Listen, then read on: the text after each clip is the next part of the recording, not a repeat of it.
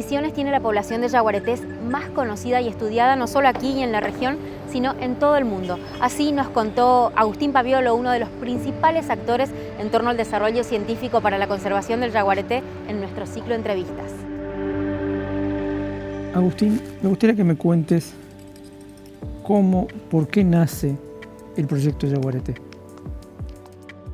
Bueno, eso ocurrió en el año 2003 aproximadamente, y nace un poco como una iniciativa de Fundación Vida Silvestre que quería contestar de alguna manera la pregunta de cómo estaba la población de yaguaretés no solo en Misiones, sino en general en todo el bosque atlántico de Argentina, Brasil y Paraguay, porque había estado trabajando en un diseño de paisaje para generar una estrategia propia del WWF y Fundación Vida Silvestre, y habían usado al yaguareté como especie de paraguas para ese diseño, y la idea de ese paisaje era que pudiera de alguna manera conservar los servicios ecosistémicos y especies de grandes requerimientos como el yaguareté. Entonces la idea era validar ese paisaje con datos de campo y ver realmente si ese paisaje la estaba conservando la especie, ¿no? Así que bueno, ahí comienza un poco nuestro proyecto.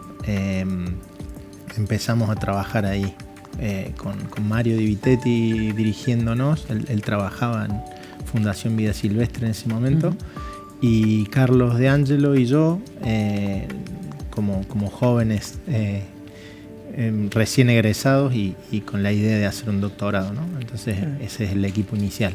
Contado así parece fácil, pero digamos, era un proyecto de enormes dimensiones que trabajaba con prácticamente muy poco material de base, o sea, no se sabía casi nada entonces de, por ejemplo, la cantidad de ejemplares que había, la región completa.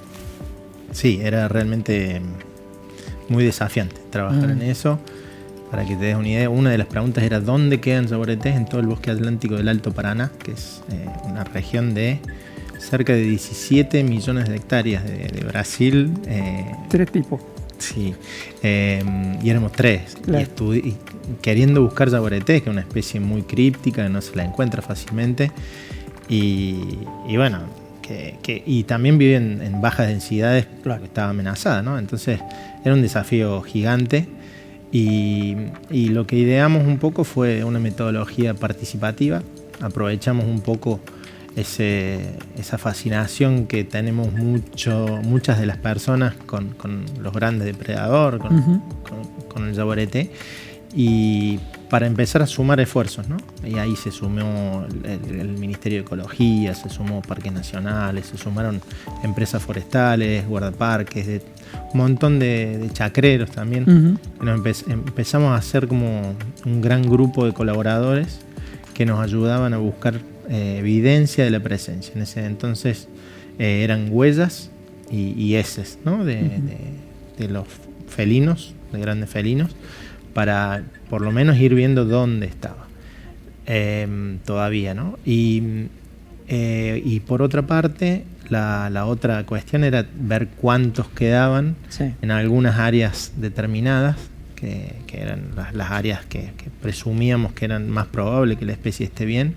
Así que trabajamos en Iguazú, en el Parque Iguazú, en la zona de Uruguay, en la zona de Yabotí, y ahí conducimos los primeros muestreos de cámaras trampa, ¿no? Que en ese entonces era toda una novedad, no había trabajos casi en el país con esa metodología, así que eso fue bastante pionero, y la verdad que fue una experiencia muy linda, y se sumó un montón de gente a ayudar, y creo que fue un poco la clave de poder lograrlo, ¿no?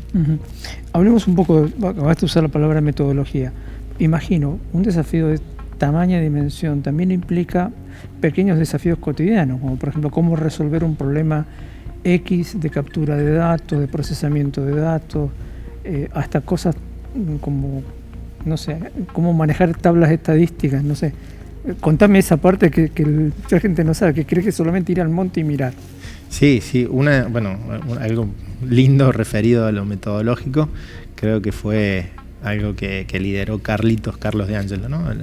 Mi colega y amigo, que fue el desafío de identificar las huellas, ¿no? Claro. Por ejemplo, las huellas de yaguareté y las de puma son bastante similares, las patas y las manos son distintas, los sustratos son distintos, e incluso hay veces que la gente puede confundir las de perro, ¿no? Entonces lo que queríamos hacer era tener un registro original de cada huella que nos mandaban como posible registro de yaguareté para poder armar el mapa sin errores, ¿no? Y bueno, a partir de eso lo que ideamos en ese momento, ahora diríamos con un celu, sacás una fotito, una reglita, mando, claro, listo, ¿no? En ese momento no había, recién empezaban las cámaras digitales. Y bueno, lo que nos sugirieron, creo que fue Miguel Rinas del Ministerio de Ecología, nos dijo, che, bueno, ¿por qué no usan moldes de yeso? ¿No? Claro. Y empezamos, Forense de yaguareté. Era barato, que era relativamente fácil de conseguir, de transportar y de almacenar por los colaboradores. Así que bueno, Carlitos, en esa época se la pasó recorriendo todo Misiones, Paraguay, con bolsas de yeso repartiendo a los colaboradores para que pudieran sacar una copia de la huella, ¿no? Y después, bueno, también eso, para crear un método eficiente para identificar las huellas y diferenciarlas estadísticamente a nivel científico, fue un lindo desafío que también lideró Carlitos para tomando muestras de huellas de animales de zoológico, generar un método de discriminantes que nos permitiera sacar con un grado de confianza estadístico, diferenciar huellas de distintas especies, ¿no? Esa fue una de las cosas lindas que uno de los desafíos, ¿no? de muchísimos, ¿no? que pudimos por suerte ir resolviendo, pero que van surgiendo, claro, a lo largo del tiempo, ¿no? Y el proyecto también ha sido como un hogar para muchísimos investigadores jóvenes que han podido además abrir caminos hacia, por ejemplo, otras especies de felinos u otros aspectos que ustedes estaban por ahí no pudiendo tomar. Contame eso otro que también hace un proyecto, ¿no? Formar recursos humanos. Sí, creo que el trabajo ha sido muy, muy importante en ese sentido. El rol de Mario Di Vitetti como nuestro director ha sido muy, muy importante, y bueno, Carlos y yo un poco después, pero sí, se han formado muchísimas personas. Hoy nuestro proyecto más o menos están involucrados unas 15, 20 personas de alguna manera. Muchos son doctores, muchos tienen maestría. Hay gente que trabajó con nosotros, se formó y ahora trabaja con Tatu Carreta, como Yamil Di Blanco. Claro. Paula Cruz, que está trabajando con pequeños felinos, veterinarios, gente que está afuera incluso. Y la verdad que ha sido una escuela el proyecto, y bueno, por suerte también ha sido una escuela de buenas experiencias en lo personal, en el trabajo de hacer investigación en un ambiente bueno, sano, que me parece que ha sido muy importante, digamos. Hoy todavía todos los que han pasado por el proyecto yaguareté todavía están en contacto y sumando en lo que pueden, desde lejos algunos, pero hay como una pequeña gran familia en la que nos ayudamos, y eso habla también un poco de la cuestión humana, que para mí es súper importante. Hablemos un poco del bicho. Vos lo describías al principio de la charla como un felino obviamente el más importante de nuestro continente, pero ¿qué otras características salientes tiene este yaguareté? Vos mencionabas algunas. Es ciertamente críptico, no es fácil encontrarlo, no es fácil investigarlo, pero se ha aprendido mucho igual en todo este tiempo. Sí, bueno, es una especie que realmente emociona nos ha emocionado desde tiempos inmemoriales, digamos, podríamos decir, desde una relación de miedo como posible depredador hasta fascinación. Eso ha quedado marcado en las culturas originarias, y todos los pueblos que habitan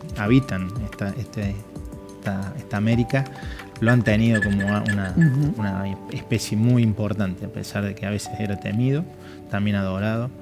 Y eso es una de las características importantes que me parece que nunca pasa desapercibido de la especie, ¿no? Eso es muy importante. Y bueno, y por otro lado tiene un rol ecológico muy, muy relevante.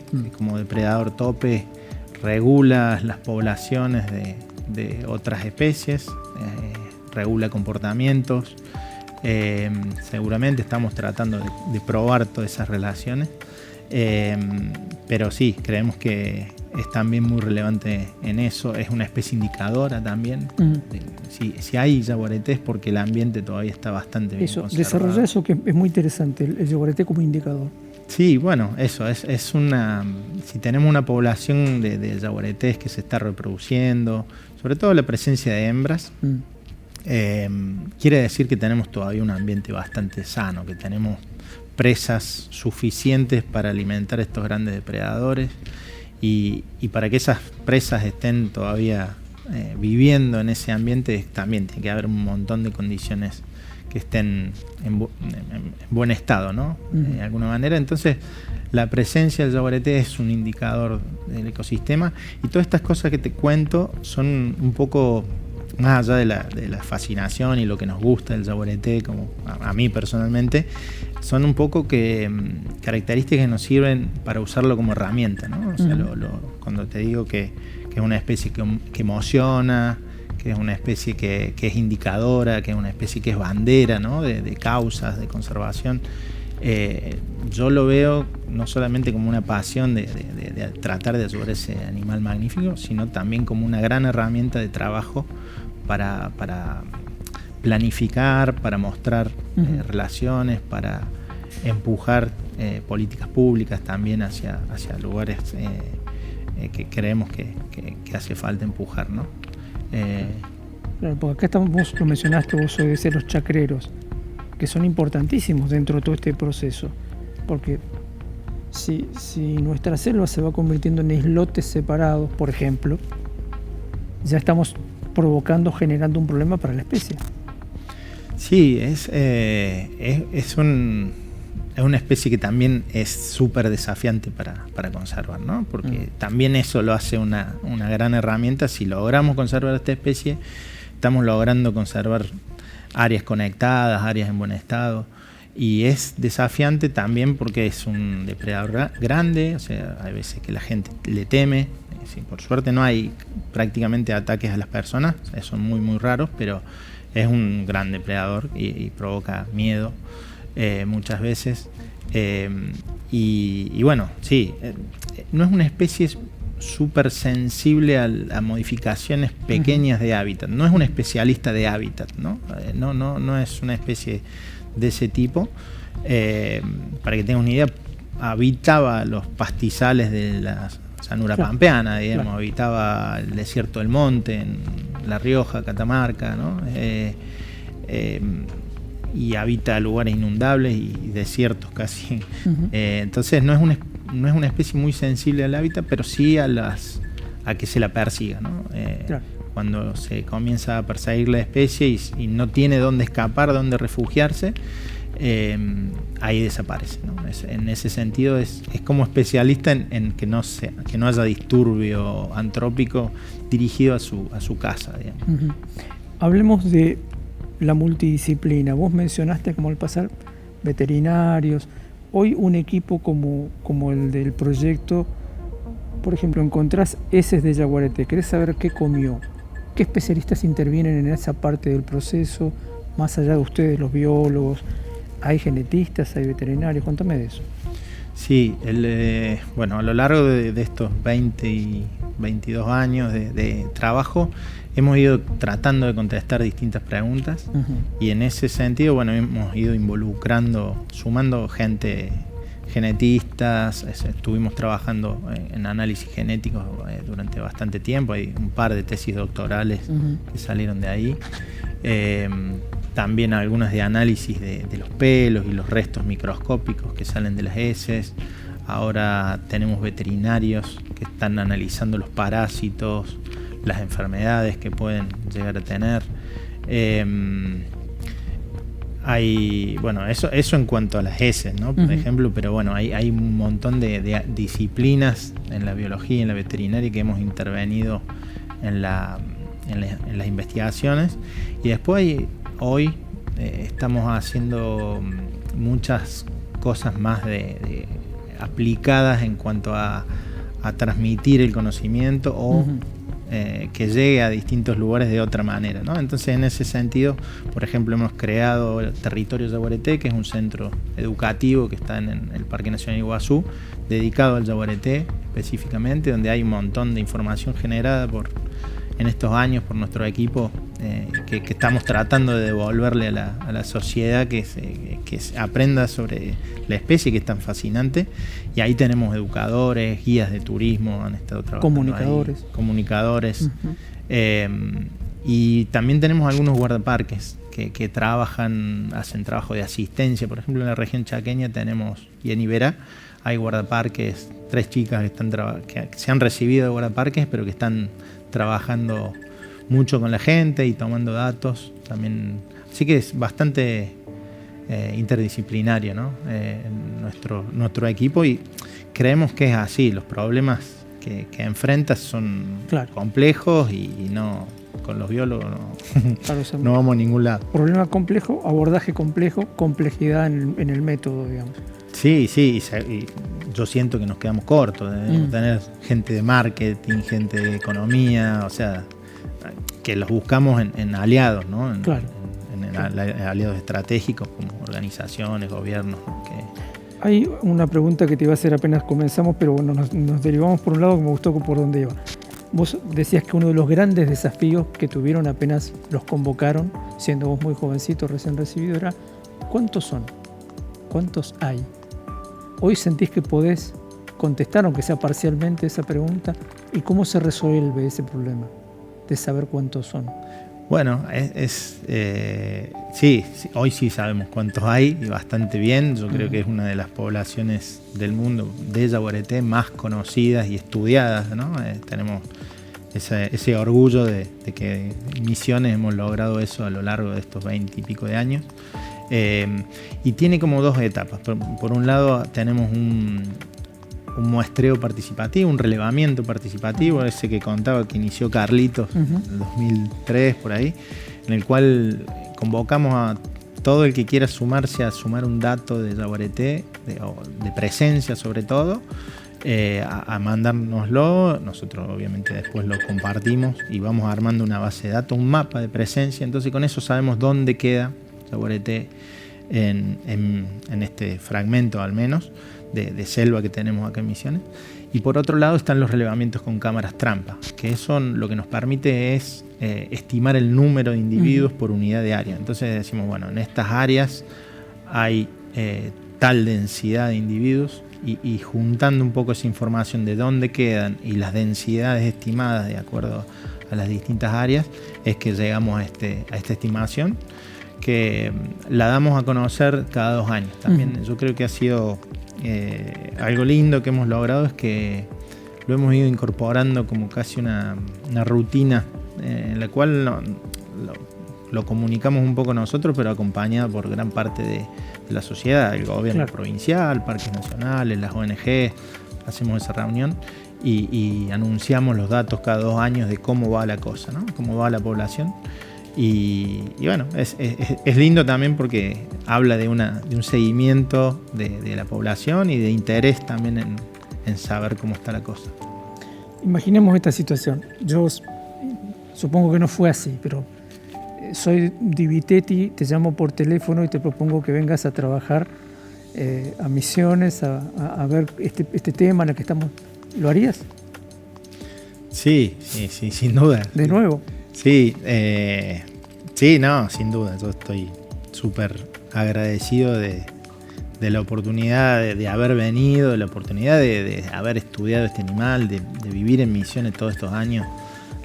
Conocer, vivir la selva para mí es algo que me ha marcado mucho en la vida y me ha llenado mucho, ¿no? O sea, es increíble para mí, todavía, ¿no? Después de más de 20 años me llena de satisfacción. Y sí, yo vine incluso antes que iniciáramos el proyecto Yaguareté. Yo vine convocado por Karine Schiaffino, que es nuestra colega que hoy trabaja en Fundación Vida Silvestre. Ella tenía un proyecto, se llamaba Proyecto Tigre en Parques Nacionales, que trataba de trabajar con los productores en Andresito, armando corrales con boyero eléctrico para evitar la depredación de ganado. Y logré contactarme con ella me invitó y yo vine a hacer mi tesis de grado en ese entonces. Y bueno, y desde ahí ya me quedé. Después se armó ese proyecto con Mario y la Fundación Vida Silvestre para empezar el proyecto Yaguareté. Después se sumó Carlito y bueno, ahí estamos. Pero sí, súper orgulloso y agradecido de todo lo que viví, digamos. Claro. Entonces se entiende por qué el yaguareté para los pueblos mayas centroamericanos es un dios de los más importantes, y que para la cosmovisión vía guaraní también el yaguareté tiene una enorme importancia. No sé, estoy pensando en las selvas peruanas, es decir, siempre está ahí en la cima de la importancia, y es por eso mismo sagrado.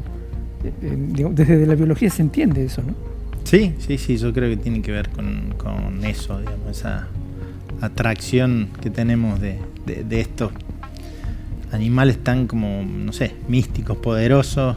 Hay algo, digamos, que nos fascina como humanos y que nos llama y bueno, son para mí especiales. Bueno, yo estudio eso, he dedicado mi vida, es medio lógico, pero para mí no son especies que, como te decía, no pasan desapercibidos mucho las especies estas, y en todos lados son deidades y cosas muy importantes, ¿no? Los grandes felinos y el jaguar como el felino más poderoso de esta región es así. Agustín, muchas gracias por venir.